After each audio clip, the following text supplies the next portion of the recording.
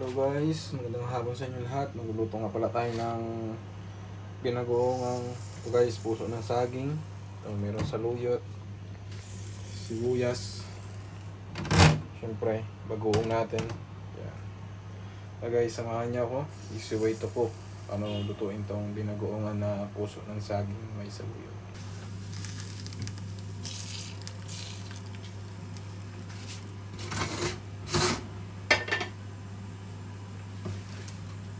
Guys, kumukulo na siya. Lagyan natin ito sibuyas.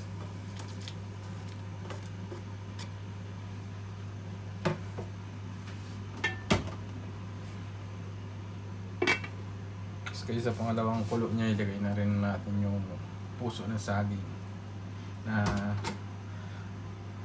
nilamas sa asin, tapos pinigaan na natin guys para mawala na yung katas niya. So, mawala na rin yung ano niya guys, yung pait.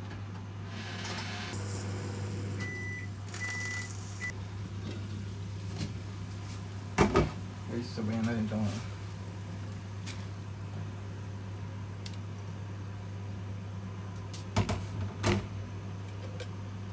puso ng saging.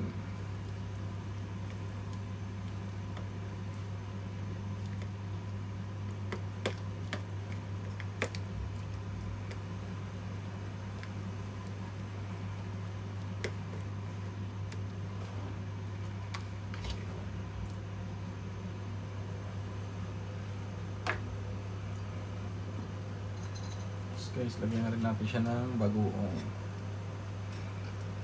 siblings.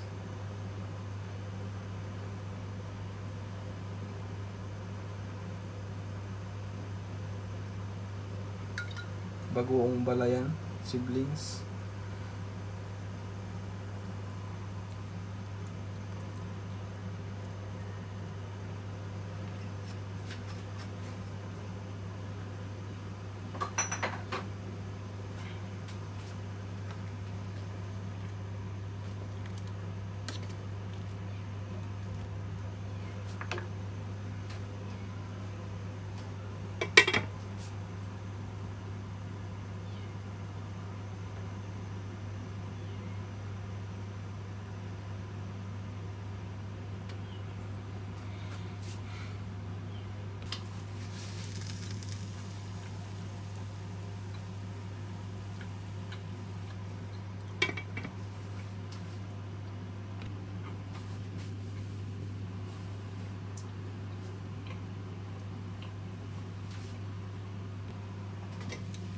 Guys, tapos tasahan mo natin siya.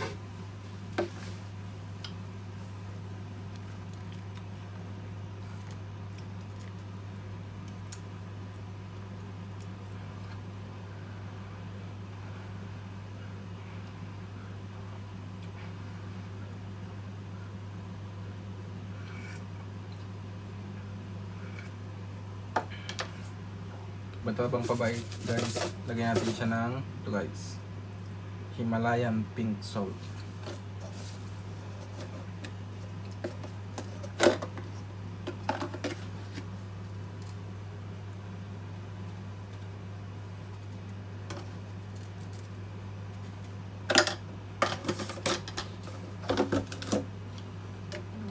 Saluin natin.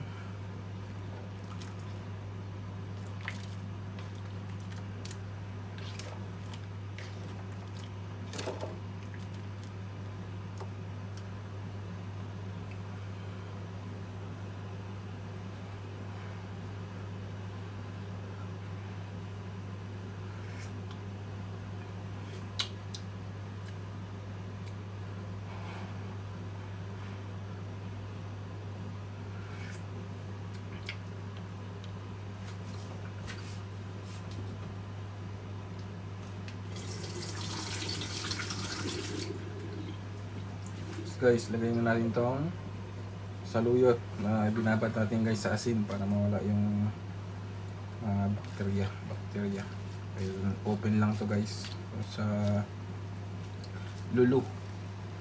Dito nga pala tayo guys sa UAE, Abu Dhabi, Khalifa City. Ayan, guys, tingnan natin tong saluyot.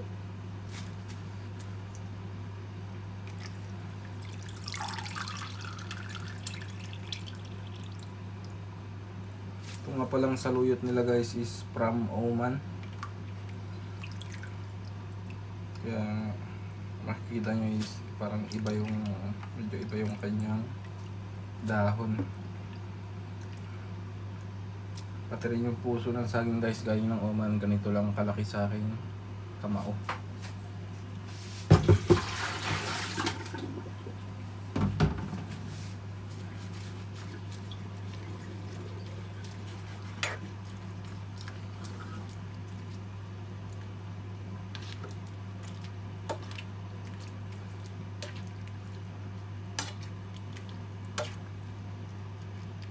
Shoutout nga pala sa mga kaibigan nating Ilocano dyan. Sila yung mga kilalang magagaling magluto. Mga ganitong lutuin guys, dininding, inabraw.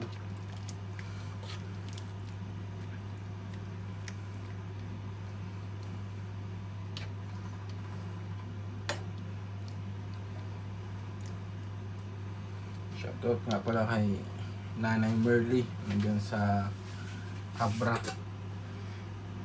So yun guys, sa pinakamagaling gusto kong magluto ng ganitong pagkain. Kanyang maging sa kanyang kapatid kay Nanay,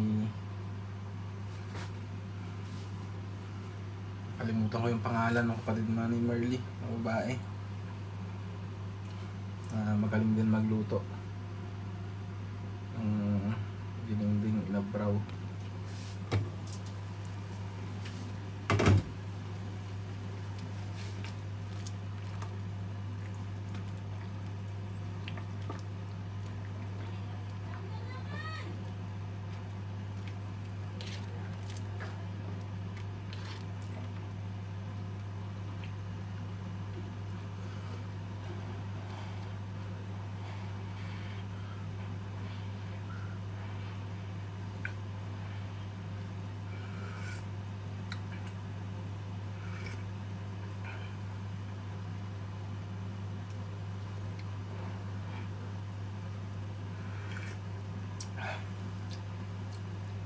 Panalo guys. Sana to guys kung merong inihaw o pinaritong isda. Fishing kami kahapon guys, kaya lang isa lang yung nakuha namin eh. Pero bukas fishing kami ulit guys. Pagpalain tayo ng Panginoon, makahuli na tayo.